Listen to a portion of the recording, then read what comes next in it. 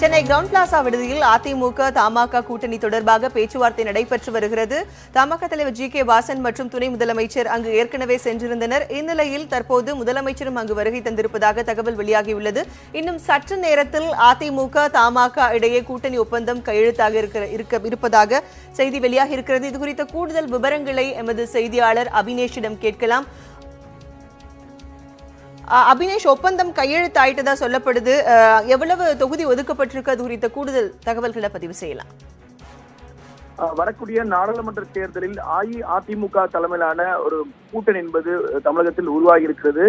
இந்த கூட்டணியில் இதுவரை 6 கட்சிகள் இணைந்திருக்கிறது. அதாவது அஇஅதிமுகவுடைய கூட்டணியில் பாட்டாளி மக்கள் கட்சி, பாரதிய ஜனதா கட்சி, அதே போல புதிய நீதி கட்சி, புதிய தமிழகம், அதே போல என்ஆர் காங்கிரஸ், இறுதியாக 2 தினங்களுக்கு முன்பு தேசிய முற்போக்கு திராவிட கழகம் ஆகிய 6 கட்சிகள் இணைந்த நிலையில் தற்பொழுது தமிழ் மாநில காங்கிரசும் அஇஅதிமுக கூட்டணியில் இணைகிறது.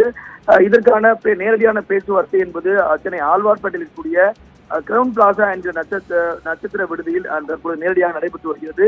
இதுவரை மறைமுகமாக தமிழ் மாநில காங்கிரஸ் அஇஅதிமுகவோடு பேச்சுவார்த்தையில் ஈடுபட்டிருந்த நிலையில நேற்றைய தினம் அமைச்சர்கள் தங்கமணி மற்றும் எஸ்.பி. வேலுமணி ஆகியோர் சென்னை ஆழ்வார்பேட்டையில் இருக்கக்கூடிய தமிழ் மாநில காங்கிரசுடைய தலைவராக இருக்கக்கூடிய ஜி.கே. வாசன் அவருடைய இல்லத்திற்கு சென்று பேச்சுவார்த்தையை முதற்கட்டமாக நடத்தினார்கள். இது சுமூகமான ஒரு தீர்வு எட்டியிருந்த நிலையில் இன்று அந்த ஒப்பந்தம் என்பது கையெழுத்தாக இருக்கிறது. இன்னும் ஒரு சில நிமிடங்களில இந்த ஒப்பந்தம் என்பது கையெழுத்தாக இருக்கிறது. இதுவரை அஇஅதிமுக தலைமையிலான கூட்டணியில் 40 தொகுதிகளில் 19 தொகுதி கூட்டணி கட்சிகளுக்கு ஒதுக்கப்பட்டிருக்கிறது. தற்பொழுது 21 இடங்கள் அஇஅதிமுகவுடைய கூட்டணியில் இருக்கிறது. இந்த நிலையில் தமிழ் மாநில காங்கிரஸ் கட்சிக்கு ஒரு தொகுதி ஒதுக்க இருப்பதாக இங்க இருக்கக்கூடிய வட்டார தகவல்கள் நமக்கு தெரிவிக்கின்றன.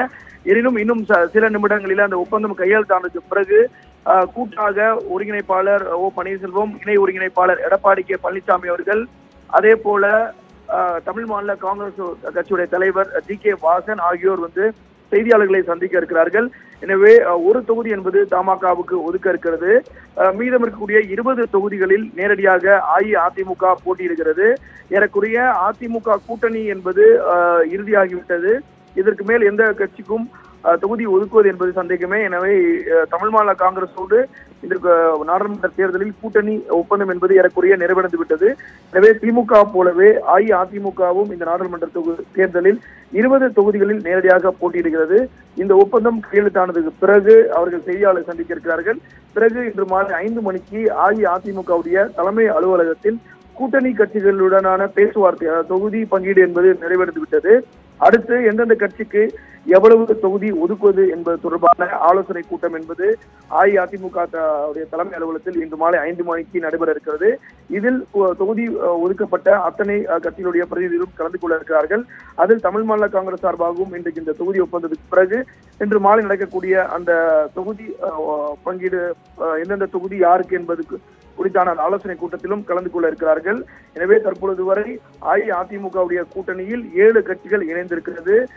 7வது கட்சியாக தமிழ் மாநில காங்கிரஸ் இணைந்திருக்கிறது. ஒரு தொகுதி என்பது ஒதுக்கப்பட இருக்கிறது. எஞ்சியிருக்கக்கூடிய 20 தொகுதிகளில் அஇஅதிமுக நேரடியாக போட்டியிடுகிறது. நான் முன்பே குறிப்பிட்டது போலவே அஇஅதிமுகவில் பாட்டாளி மக்கள் கட்சிக்கு 7 இடங்களும், பாரதிய ஜனதா கட்சிக்கு 5 இடங்களும், என்ஆர் காங்கிரசுக்கு 1 தொகுதியும், புதுச்சேரியும்,